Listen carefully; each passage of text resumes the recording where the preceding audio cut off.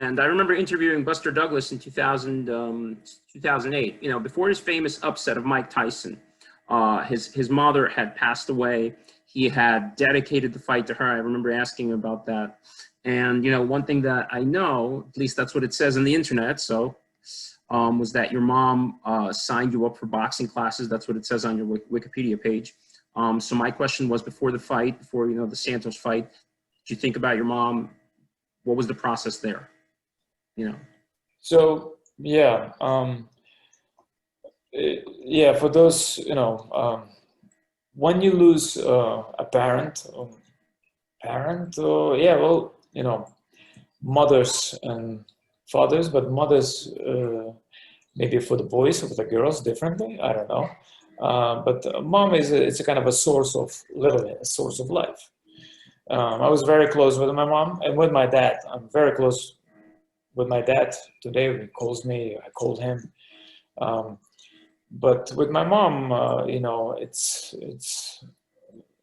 very. I remember, losing someone like that. It's huge, made probably huge impact on me, and maybe in some way the those the signs of that impact still with me maybe today.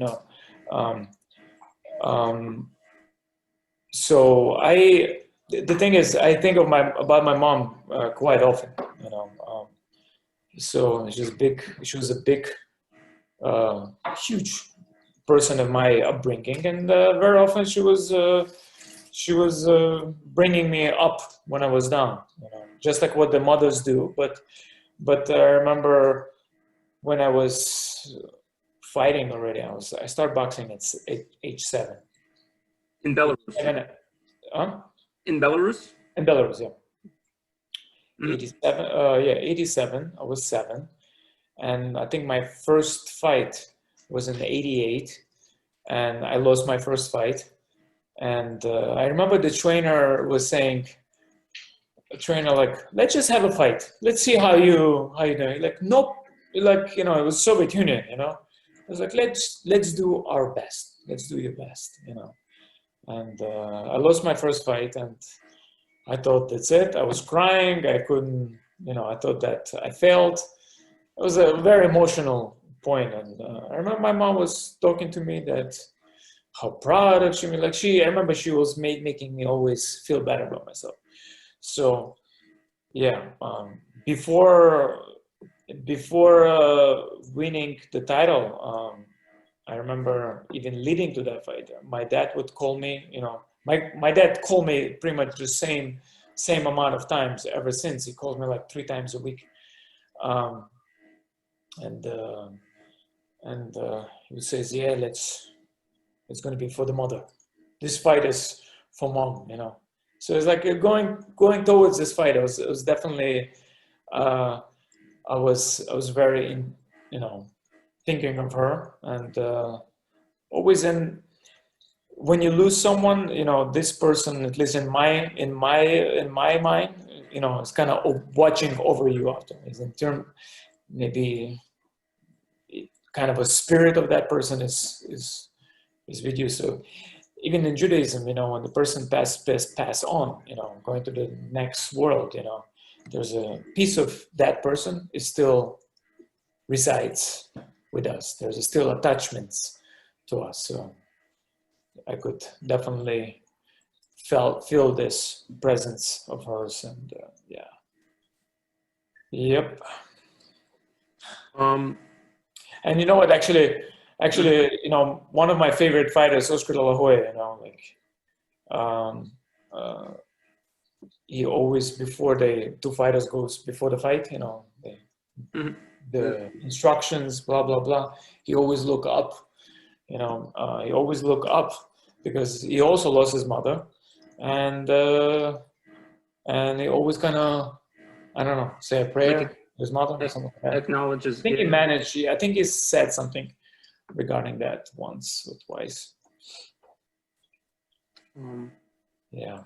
That's what I was going to ask, if there was any lessons or anything that that you remember that she said to you? But you mentioned that. She was very often she was very you know what's crazy is when she passed away she was 37. She was almost 38, 37. I'm 40 now, you know. It's like it's mind-boggling. It's like I'm older than my mom, you know. Like it's sometimes I think about it like holy like damn. Yeah. She was very um, proud person, and I remember anytime I had a fight in Israel schools when I already moved to Israel, and I would have fights.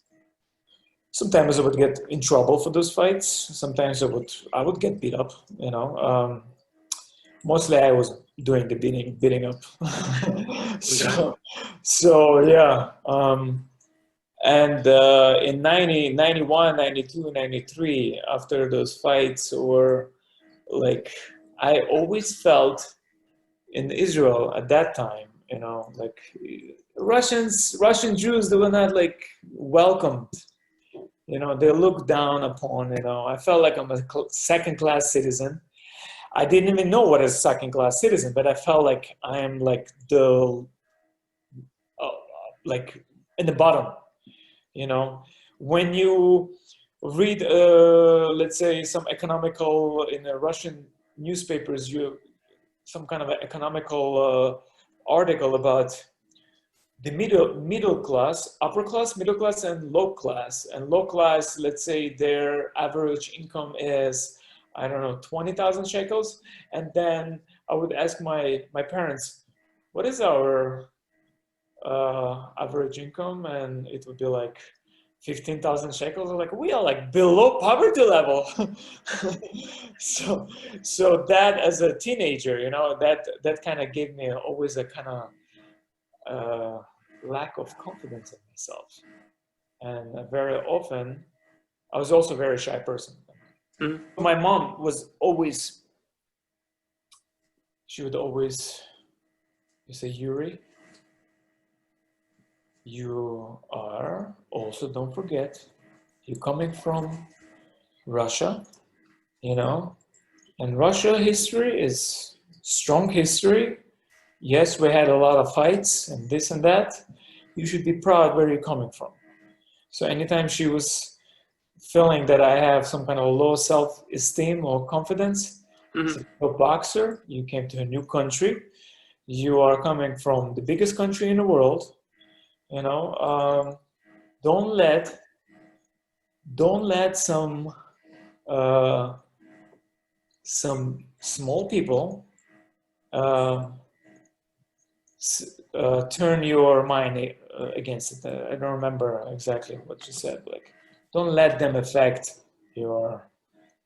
You do what you do. It's very, very important actually. And I think it's funny, but I never like growing up. Like I didn't care. My birthday was August 5th. You know, blah blah blah blah blah blah. She was always telling me, "You're a lion. You should be behaving like a lion. Don't let the little shackles Right. scream something like that." I remember she made this comment. And I'm like, that's it. I was like, I was Like is astrology, right? Like it's astrology. Astrology. Wait, there's astrology and astronomy, right? No, astronomy is one thing. astronomy is the stars. Astrology is, I think she's Yeah, talking about like astrology is the month. Mm-hmm. Her birthday was August 17th. So she was also a lion, according to astrology. So she had very much, quite a bit of pride in her, you know. Is that why? You got the lion on the shirt? Is that related to that? Partly, yeah. Partly in it, yeah. Jewish lion, and what the Jewish star or six-pointed star or David star, whatever anybody call it. If you're not Jewish, you're probably going to call it a six-pointed star. It's not necessarily only solely a Jewish symbol, but it's been existing thousands and thousands of years prior, and it's really, it's almost like a yin and yang, you know. It's a Yeah. balance. It's a two triangles in a perfect balance. And yeah, and I thought that my sign is, it's a good sign, and being a lion, sometimes in order to establish this balance, you have to be a lion. You have to be strong and courageous, and sometimes very often go against the current to achieve